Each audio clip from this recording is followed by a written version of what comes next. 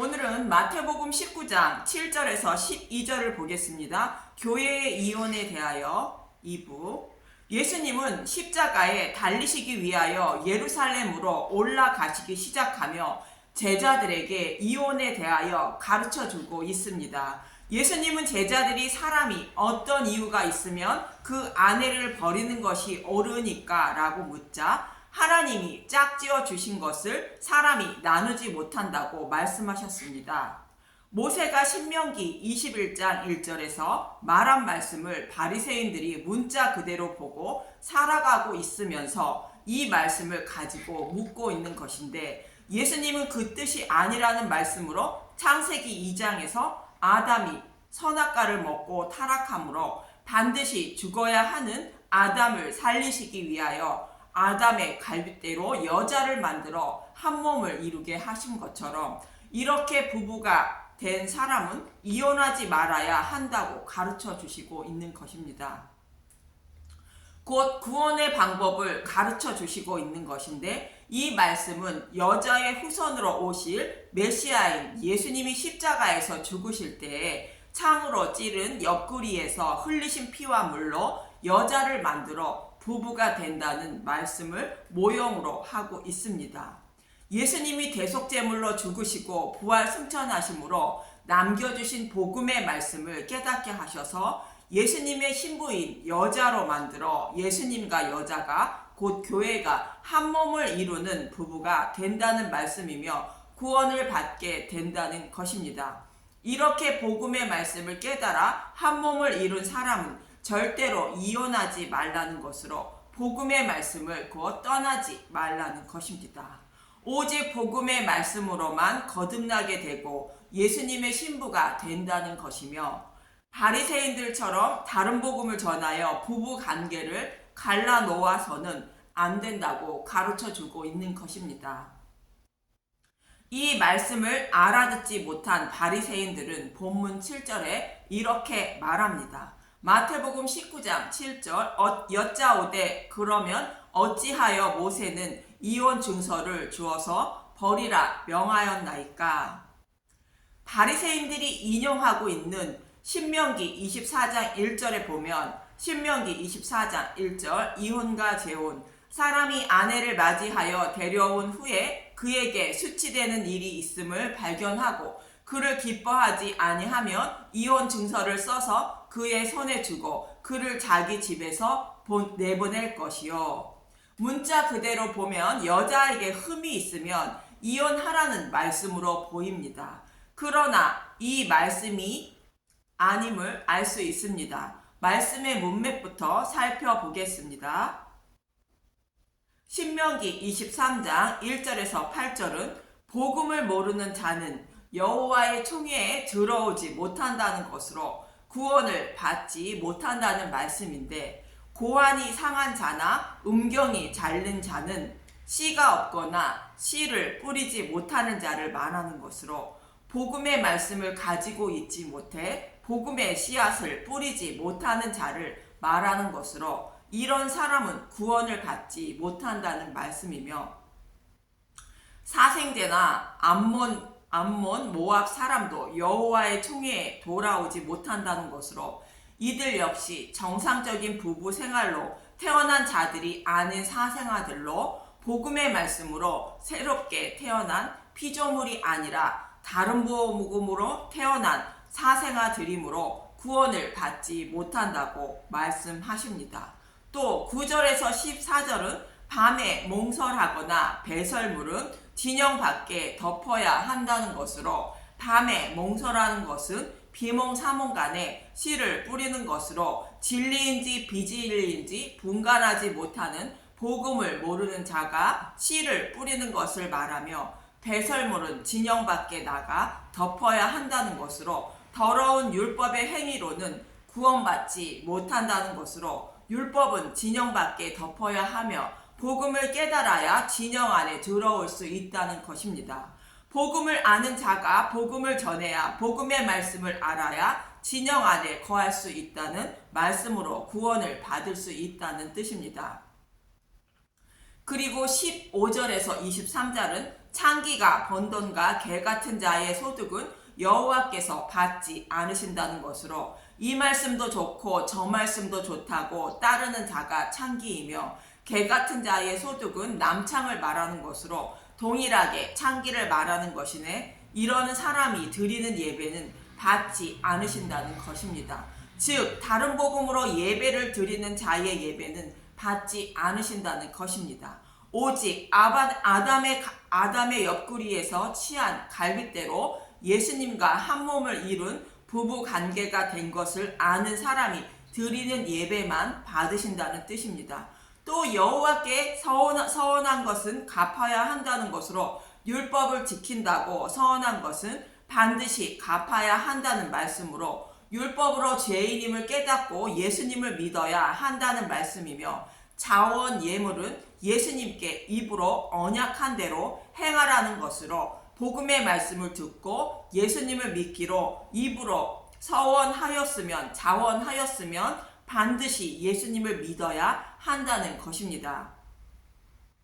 이어지는 본문 24절에서 24절을 보면 신명기 23장 24절 내 이웃의 포도원에 들어갈 때에는 마음대로 그 포도를 배불리 먹어도 되느니라. 그러나 그릇에 담지는 말 것이요. 여기서 이웃의 포도원은 복음의 이웃인 율법을 상징하는 말씀으로 율법을 배불리 먹어도 된다는 것입니다. 그러나 그릇에는 담지 말라는 것입니다. 그릇에 담는 것은 자신의 소유로 삼는 의미로 구원받기 위해서는 율법을 먹기는 하되 율법을 통하여 의롭다 여김을 받으려고 마음이라는 그릇에 담지 말라는 것입니다. 신명기 23장 25절 내 이웃의 곡식밭에 들어갈 때에는 내가 손으로 그 이삭을 따도 되느니라. 그러나 내 이웃의 곡식밭에 낯을 대지는 말지니라. 여기서도 동일하게 이웃의 곡식밭은 복음의 이웃인 율법을 말하는 것으로 율법은 가져도 된다는 것이며 낯은 대지 말라는 것입니다. 율법으로 죄인임을 깨달아야 하므로 율법을 전하여 듣기는 하되 율법은 폐하지는 말라는 뜻으로 곡식밭에 낯을 대지는 말라 말하는 것입니다. 율법으로 죄인임을 깨닫지 못하며 십자가를 찾을 이유가 없기 때문에 율법으로 죄인임을 깨닫고 자신이 지옥에 던져짐을 알아야 그곳에서 구원해줄 예수님을 찾게 된다는 것입니다. 그래서 예수님은 자신이 율법을 폐하러 온 것이 아니라 완전하게 하기 위하여 오셨다고 말씀하시는 것입니다.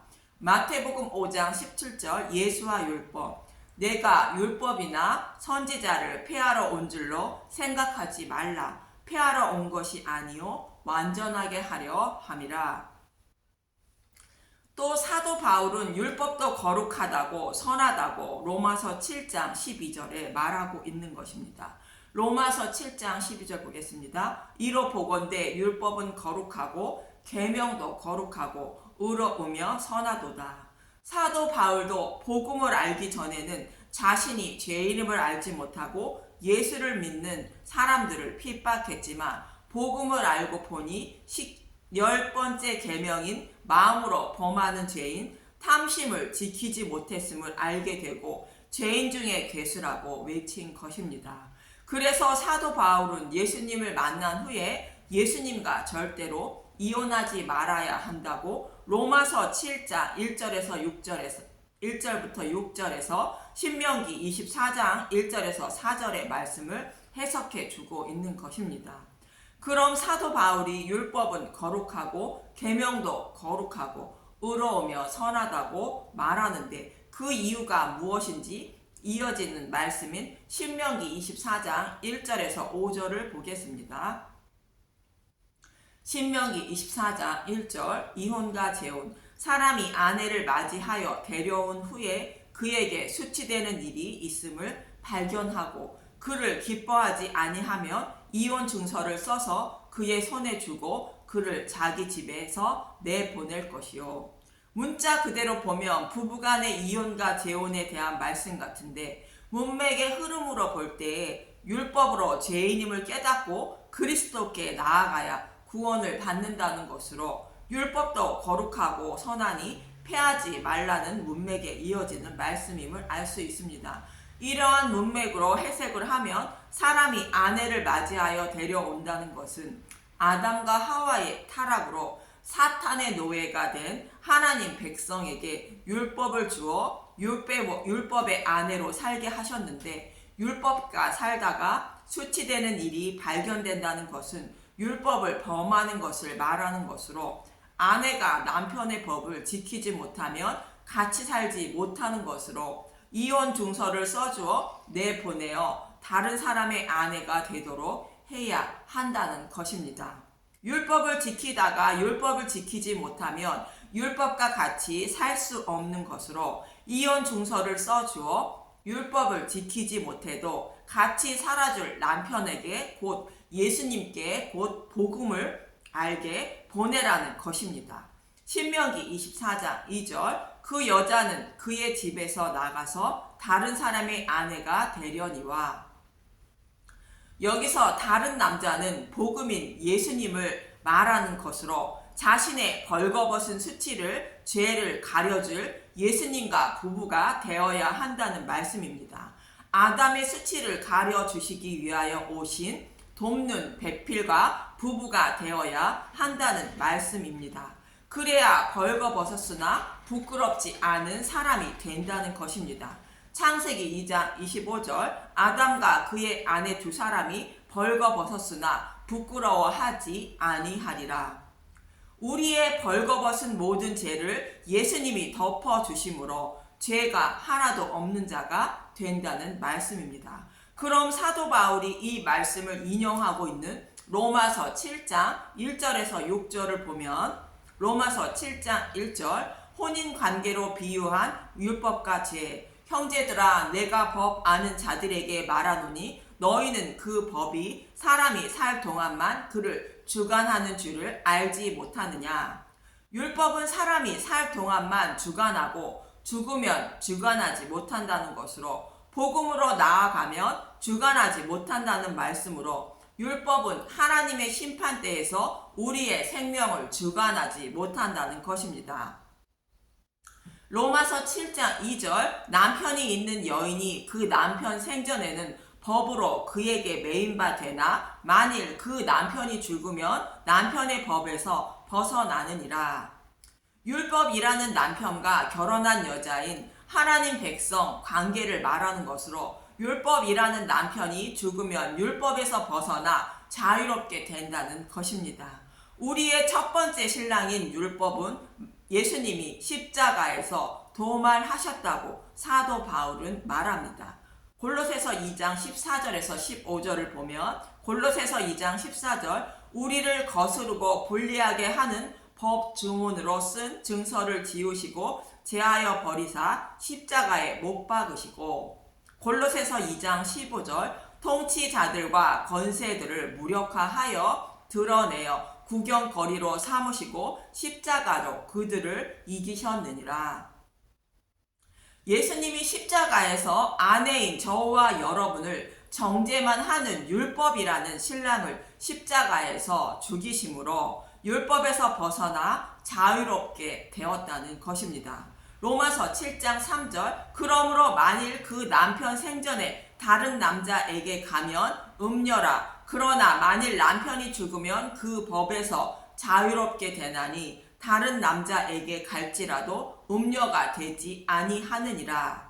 십자가에서 예수님이 율법을 지우고 제하여 주신 것을 알지 못하고 예수님께 나아가면 음녀라는 것이며, 복음을 알고 가는 자는 율법에서 자유롭게 되는 것으로 음녀가 아니라는 것입니다. 로마서 7장 4절 그러므로 내 형제들아 너희도 그리스도의 몸으로 말미암아 율법에 대하여 죽임을 당하였으니 이는 다르니 곧 죽은 자 가운데서 살아나신 이에게 가서 우리가 하나님을 위하여 열매를 맺게 하려 함이라. 예수님이 십자가에서 율법이라는 남편을 죽였다는 것으로 우리의 생명을 살리시기 위하여 죽으셨다가 부활하신 예수님께 곧 복음으로 나아가야 믿음이라는 열매를 맺게 하려고 사도 바울은 복음을 전하고 있다는 것입니다. 로마서 7장 5절 우리가 육신에 있을 때에 율법으로 말미암는 죄의 정욕이 우리의 지체 중에 역사하여 우리로 사망을 위하여 열매를 맺게 하였더니 첫 번째 남편이었던 율법은 나도 모르게 죄를 범하게 만들고 나를 정죄하고 무거운 짐을 지으며 지옥으로 끌고 가고 있었다는 것입니다. 그것은 사탄이 저와 여러분 마음에 들어와 육신이 원하는 것을 쫓아 살게 만들고 지옥으로 끌고 가고 있었다는 것인데, 사람은 누구나 내가 원하는 것을 얻지 못하거나 이루지 못하면 화를 발산하는 죄를 범하게 되고, 복음이 아닌 내가 원하는 것을 만족시켜 준다는 말씀과 듣기 좋고 귀를 즐겁게 해주는 다른 복음을 따라가게 만들어 복음을 알지 못하게 하는데, 이것은 사탄이 지옥으로 끌고 가기 위하여 하는 일이라는 것입니다. 그러나 이러한 처지에 놓인 나의 생명을 살려줄 두 번째 남편인 예수님을 잘 섬겨야 한다는 것입니다. 로마서 7장 6절 이제는 우리가 얽매였던 것에 대하여 죽었으므로 율법에서 벗어났으니 이러므로 우리가 영의 새로운 것으로 섬길 것이요 율법 조문에 묵은 것으로 아니할지니라. 이렇게 해서 우리는 복음이라는 남편의 신부가 되어 구원을 받은 것으로 율법이라는 남편을 섬기지 말고 복음이라는 남편을 마음으로 다해 잘 섬겨야 한다는 것입니다. 예수님을 잘 섬기는 것은 성경을 통하여 예수님이 나를 얼마나 사랑하셨는지 힘써 알고 예수님을 닮아가는 삶을 사는 것입니다. 신명기 24장으로 돌아와서 이렇게 율법이라는 신랑을 떠나 자신의 벌거벗은 수치를 가려줄 복음을 만났는데, 다시는 율법으로 돌아가지 말라고 3절에서 4절에 말합니다. 신명기 24장 3절 그의 둘째 남편도 그를 미워하여 이혼 증서를 써서 그의 손에 주고 그를 자기 집에서 내보냈거나 또는 그를 아내로 맞이한 둘째 남편이 죽었다 하자. 신명기 24장 4절 그 여자는 이미 몸을 더럽혔은즉 그를 내보낸 전 남편이 그를 다시 아내로 맞이하지 말지니 이 일은 여호와 앞에 가증한 것이라. 너는 내 하나님 여호와께서 내게 기업으로 주시는 땅을 범죄하게 하지 말지니라. 둘째 남편 이혼 증서를 써주거나 죽었다는 것은 복음의 말씀이 나의 벌거벗은 수치를 가려주지 못할 것이라 생각하는 것을 말하는 것으로, 그런 생각이 든다 할지라도 율법으로 곧 다른 복음으로 돌아가지 말고 복음에 머물러야 한다는 것으로 전 남편에게 돌아가지 말라는 것이며 복음을 떠나지 말라는 것입니다. 율법의 행위로는 구원을 받지 못하고 오직 복음으로만 구원을 받게 되기 때문입니다.